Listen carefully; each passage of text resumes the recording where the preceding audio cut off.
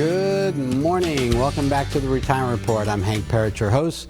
I'm talking about the markets this morning, and I was sharing with you some thoughts about what to do in these volatile times. The key is not to get so frightened that you're jumping out of the market. And the reason for this is that there's a lot of research that shows what happens with market timing and with the way the markets work.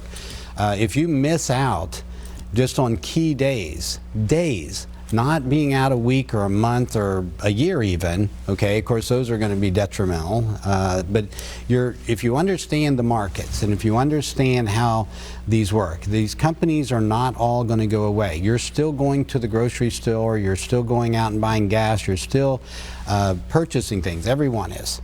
And these items that we're purchasing, these services that we're putting our money, paying for, these are all things that are supporting these companies, right? That's all how they're making their profit. So, whether you're talking, groceries or Johnson & Johnson's or all these large companies that provide all the different goods and services that we utilize every day, that life goes on, it continues. So even though this might seem like a very scary time, just understanding the world goes on. And there have been lots of scary times. In fact, I came across this piece from Virtue Capital that I thought was very, very good. And in this, it's comparing different viruses or different such times of history, in fact, of epidemics and pandemics. And so although there are short-term negative reactions to epidemics, ultimately the health of the global economy and the magnitude of monetary and fiscal stimulus dictate the direction of equity markets. And we know everybody's doing the best right now. We're seeing governments around the world that are stepping up. Of course, here in the United States, we're seeing tremendous efforts being put forth with regard to our government, and as well as when you're talking about the Federal Reserve doing what they're doing, everybody's on board. Everybody is doing what they can to shorten the severity and to help with this. Now, let's look at historically. Going back to 1997, the Asian flu.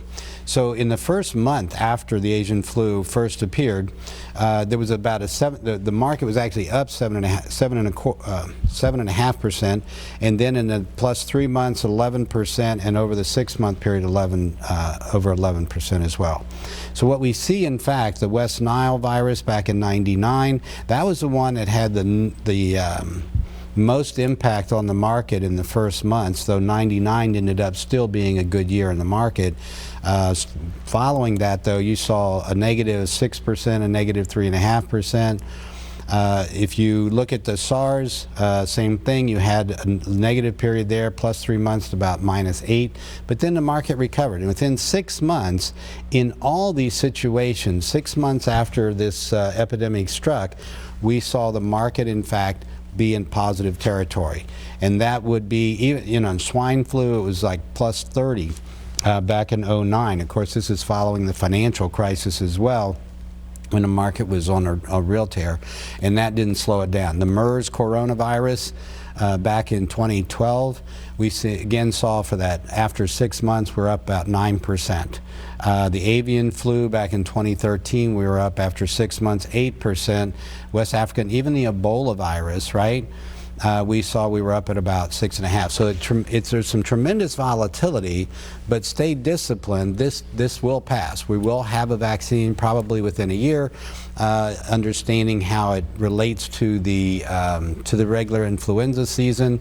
I mean, it seems scary because it's unknown. We're not sure yet all the different ins and outs. We're hearing now, that it's basically relatively mild for most of the people that do get it, and only those with compromised immune system and health issues are the ones that are most at risk. And we saw that in Washington State, with most of the fatalities being with people in a nursing home who obviously are already in pretty weakened states. So keeping some perspective, and right now there's a lot of different things floating around. You've still got whatever it is. I think it was up around 80,000 last I looked, and maybe that's underreported. It may be considerably more. But if you look at the flu season, where we have 20 million plus infected every year with the flu, and hundreds of thousands hospitalized, and I think it's somewhere between 20 and 40,000 deaths per year just on the flu. right? So these aren't things we're not used to having, and we get that each and every year, not just this one outbreak. So it keeps some perspective on how this looks, and also understanding how the S&P continues to go up.